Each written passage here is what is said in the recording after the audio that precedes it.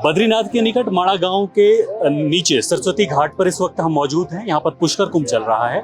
South से तमाम जो लोग हैं वो अपने पितरों का पिंडदान करने यहाँ आते हैं हर 12 साल में, और इस वक्त भी यहाँ पर भारी भीड़ जो है वो देखी जा रही है। और बेहद संकरा मार्ग है, ऊपर माणा से आप देखेंगे नीचे आते हुए तो बहुत संकरा मार्ग है, लेकिन उस रास्ते में इतनी भारी भीड़ को, इस पूरे ट्रैफिक को कंट्रोल करना और संचालित करना अपने आप में एक बड़ा टास्क है। और उत्तराखंड पुलिस, विशेषकर चमोली पुलिस लगातार ये काम कर रही है। माणा चौकी इंचार्ज विजय प्रकाश जी हमारे साथ मौजूद हैं।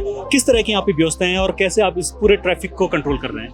क्योंकि आपने देखा है कि आने जाने का मार्ग बड़ा संकीर्ण और रास्ता जो है दुर्गम है, जिससे कि आने जाने में काफ़ी असुविधा हो रही थी। इसको देखते हुए हमने पुलिस फोर्स के अलावा आईटीबीपी और स्थानीय जनता का भी सहयोग लिया और जगह जगह पर बैरिकेडिंग भी की है। नदी जो जहाँ पे संगम है वहाँ पर भी हमने कुंड का निर्माण किया, क्योंकि नदी का प्रभाव बहुत अधिक है, इसलिए केशव प्रयाग पर हमने अलग से कुंड बनाने की व्यवस्था करवाई प्रशासन की मदद से।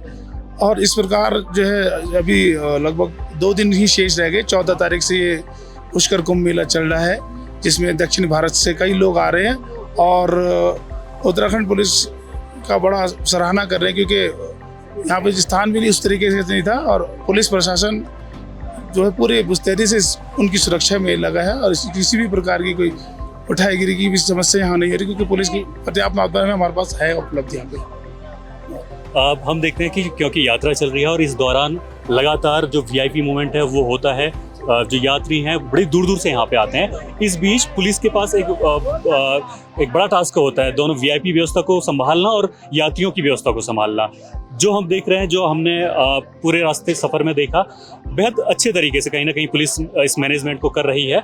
किस तरह के दिशा निर्देश आपको दिए जाते हैं और क्या वो गाइडलाइंस होती हैं कि आप इस पूरे मैनेजमेंट को इस तरह से मैनेज कर पाते हैं? हाँ, क्योंकि उच्च अधिकारी को तो हमेशा हमारे को निर्देश दिए जाते रहते हैं और उनके आदेश के अनुपालन में ही हमारे द्वारा सारी व्यवस्था संपन्न की जा रही है। और क्योंकि उच्च अधिकारियों द्वारा ही हमको सारा पहले से बता दिया गया था कि यहाँ पे इतने लोग आ सकते हैं और प्रतिदिन हजारों लोग यहाँ पर दूर दूर से स्नान करने आ रहे हैं और अपने पूर्वजों के पिंडदान कर रहे हैं। और अधिकारियों द्वारा दिए गए निर्देशों के अनुसार ही हमने जो यहाँ पे सारी व्यवस्था करी है। इस स्थान पर बहुत ज़्यादा बड़े बड़े पत्थर थे जो प्रशासन की मदद से हमने हटा के प्लेन किया। और पुलिस हमारी जो एसडीआरएफ जो है नदी में भी लगी है, फ्लड वाली टीम, ऊपर एसडीआरएफ लगी है, आईटीबीपी की टीम लगी है, जिसकी मदद से हम इसको सुचारू रूप से चला पा रहे हैं। आईटीबीपी जो है पैरामिलिट्री, उनका एक अपना अलग तरीका है, ट्रेनिंग से लेकर तमाम चीज़ों को लेकर। उत्तराखंड पुलिस का अलग है, क्योंकि आपको लोगों को भी देखना है, लोगों की सुरक्षा को भी देखना है और साथ साथ तमाम चीज़ें मैनेज करनी है। उनके साथ किस तरह से कोऑर्डिनेट आप इस पूरी व्यवस्था से पहले करते हैं? कोई मॉक ड्रिल होती है, कोई ट्रेनिंग होती है? एक्चुअली वे भी फोर्स से बेल्ट वाले हैं और हम भी, तो एक बार समझाने से ही उनको बिल्कुल समझ में आ गया और बहुत अच्छे तरीके से वो अपने ड्यूटी का निर्वाह कर रहे हैं, जिस प्रकार पुलिस कर रही है।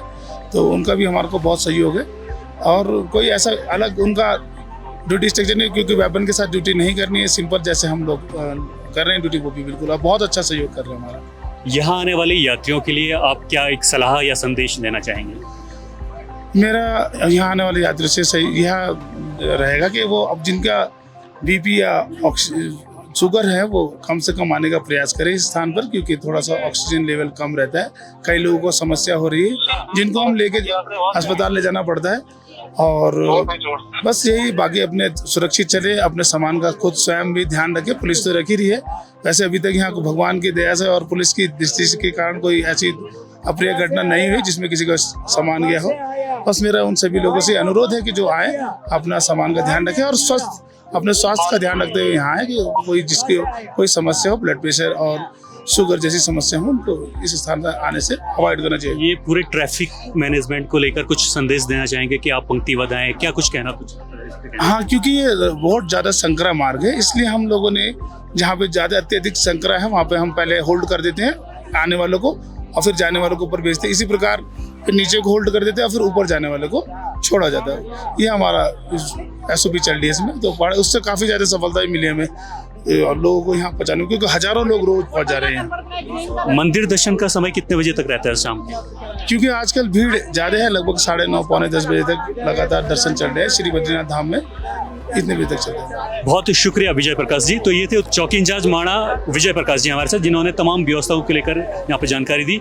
आपसे लगातार हम जुड़े रहेंगे और तमाम व्यवस्थाओं को दिखाते रहेंगे। जुड़े रहिए। नमस्कार।